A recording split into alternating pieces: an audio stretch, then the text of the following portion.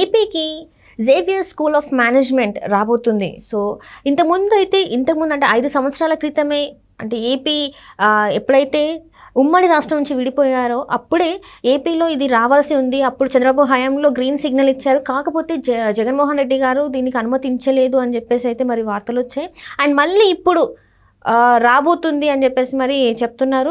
So ఏంటి మరి వస్తుందా రావట్లేదా ఏంటి అనేది మనకి వివరించడానికి మనతో పాటు ఉన్నారు ప్రముఖ సినీ క్రిటిక్ దాసరి విజ్ఞాన్ గారు. నమస్కారం. నమస్తే.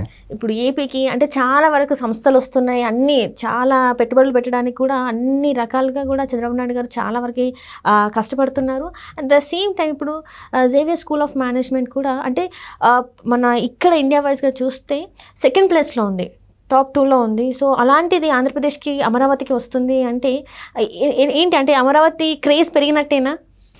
Xavier school of management XLRI, Xavier labour relations institute.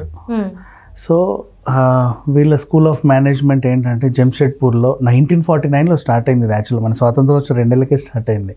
చాలా సీనియర్ విద్యా సంస్థ, గొప్ప పేరుంది. ఒక IIT రేంజ్లో దానికి కూడా మంచి ఇదంటూ ఉంది.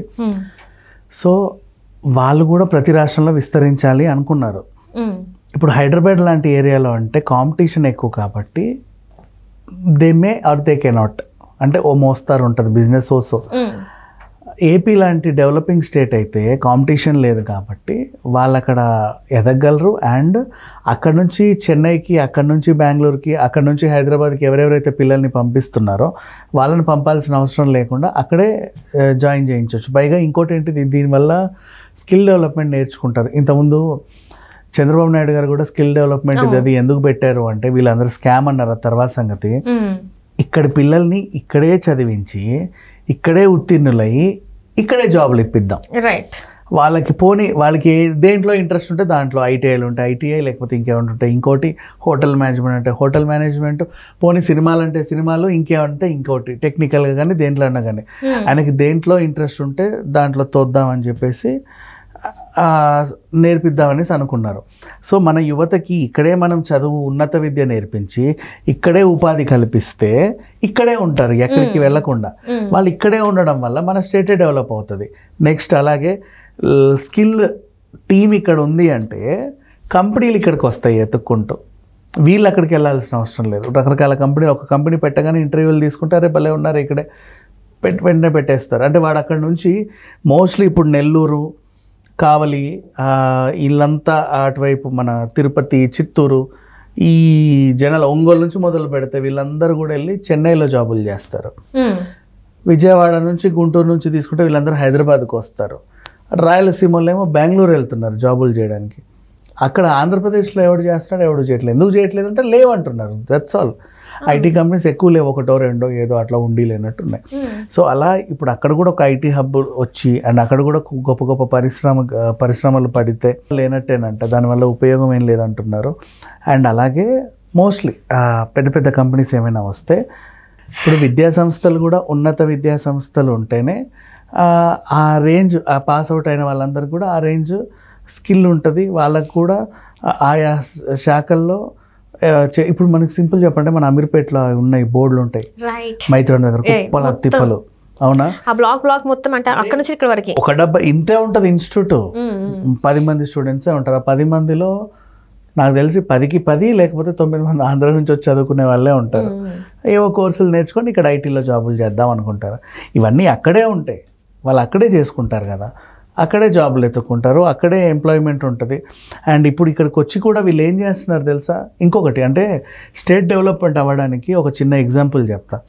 ఇప్పుడు నువ్వు ఆంధ్ర నుంచి ఇక్కడికి వచ్చావు, 20,000కి జాబ్ చేస్తున్నావు. 20,000లో నీకు హాస్టల్కి ఒక 10,000 అయిపోయింది. మిగతా 10,000లో ఉండి లేనట్టు మెట్రో పాసో గిట్రో పాసో తీసుకొని కొంచెం తిండి తిప్పలు షాపింగ్ పెట్టుకొని ఓ రాక బతికేస్తున్నావు. అంటే నీ 20,000 నువ్వు ఇంటికి పంపడానికి లేదు, నీకు ఖర్చు అవ్వడానికే సరిపోతుంది. ఇప్పుడు నువ్వేం చేస్తున్నావు, నువ్వు ఇక్కడ సంపాదించి 20,000 నువ్వు మళ్ళీ ఇక్కడే ఖర్చు పెడుతున్నావు, ఈ రాష్ట్రంలోనే ఖర్చు పెడుతున్నావు.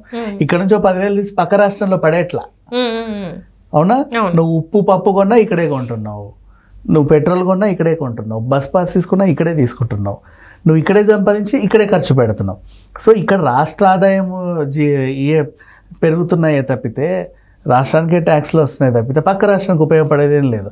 అంటే పక్క రాష్ట్రం వాళ్ళు కూడా వచ్చి ఈ రాష్ట్రాన్నే ఉద్ధరిస్తున్నారు. ఇంకా అర్థమైందా? సింపుల్గా చెప్పాలి అంటే అది. ఇప్పుడు హాస్టల్ ఫీజు ఇక్కడే కడుతున్నావు, ఈ రాష్ట్రం డెవలప్ అయింది, అక్కడ హాస్టల్ ఫీజు కట్టట్లే, అక్కడ డెవలప్ అవ్వాలా.